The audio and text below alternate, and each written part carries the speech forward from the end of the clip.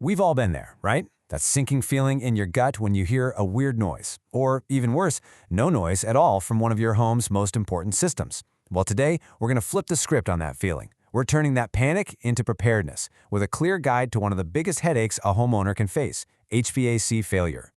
So, let's set the scene. Just picture it. It's the absolute hottest day of the year. The sun is just relentless, and your house is that one cool, comfortable sanctuary. You're feeling good. But what's the one thing that could shatter that peace in an instant? And there it is. Complete silence. That familiar, gentle hum is just gone. And all that's left is the quiet and the heat starting to creep back in. It's a moment that can send you straight into a panic. But you know what? It really doesn't have to. So what do you do when that system that keeps you comfortable just gives up the ghost? It feels like a total crisis, I get it. But really, it's just a problem. And every problem has a solution. The first step? Understanding exactly what you're dealing with. And let's be real, this is so much more than a simple inconvenience. When your AC dies in a heat wave, that's a full-blown comfort crisis. The big question we need to ask is, why? Why did it happen? Because it's not always just a random breakdown. A lot of the time, your local environment is fighting a secret war against your HVAC system. To really wrap our heads around this, we're going to zoom in on one very specific place, Chula Vista, California. It is the perfect example of how a unique climate, that mix of salty coastal air and dry inland heat, can create some very specific problems. And what happens there, well, it gives us clues about what could be happening right in your own backyard. So first up, salt. Yeah, salt. If you live anywhere near the coast, that beautiful ocean air is carrying tiny particles of salt that are just brutal on metal. That salty air literally eats away at the coils on your outdoor unit. It causes these tiny, almost invisible refrigerant leaks and makes it way harder for the system to do its job. The result? Your AC has to run longer and harder just to keep up, which, of course, you'll see on your energy bill. Okay, next challenge, the heat wave itself. When your air conditioner is running non-stop for hours and hours, day after day, it puts a ton of stress on all the electrical parts.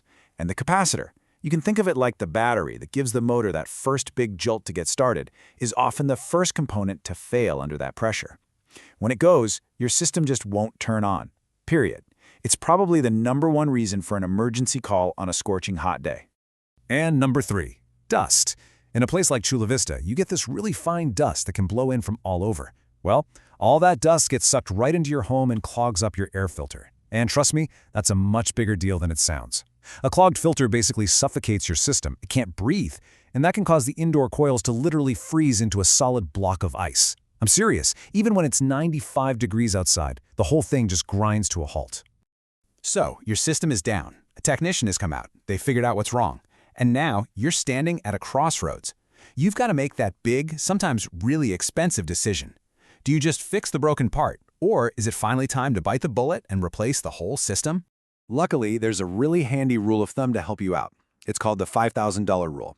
It's simple math. You take the cost of the repair and multiply it by how old your system is in years.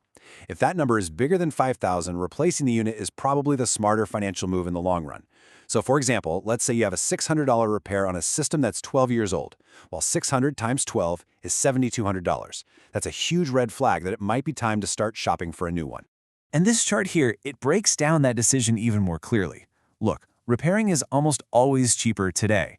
But a replacement, that's where you get the huge long-term savings from a new, super efficient unit. A repair fixes the one thing that broke today, but on an old system, something else could break next month.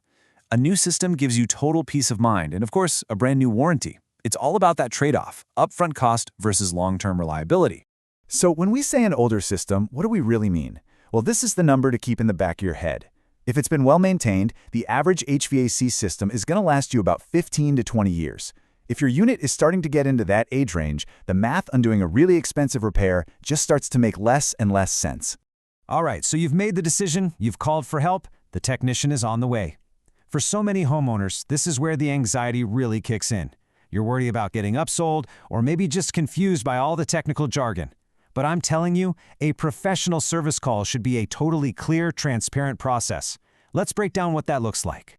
Any quality technician is going to follow these 4 steps every single time. First, they do a complete diagnosis to find the root cause, not just the obvious symptom. Second, you get clear, upfront pricing before they touch anything else. No surprises.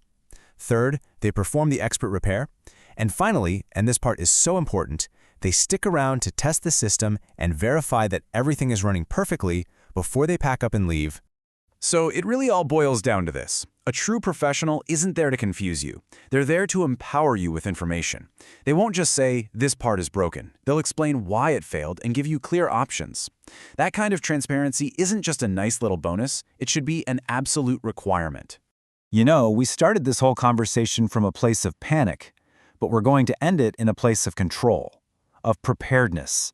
Because honestly, the absolute best way to handle a system failure is to do everything you can to make sure it never happens in the first place. And here's your game plan. This checklist right here is your golden ticket to a long and happy life for your HVAC system. Simple things, right? Cleaning those outdoor coils, especially if you're in a salty or dusty area. Swapping out your air filter every single month or two. Set a reminder on your phone. And, of course, getting a professional tune-up once a year. Doing this stuff can slash your risk of a sudden breakdown. When you really think about it, your home systems, they give you clues. They give you little warnings long before they completely fail. You might hear a new noise or notice the airflow seems weaker, or maybe your energy bills are just creeping up.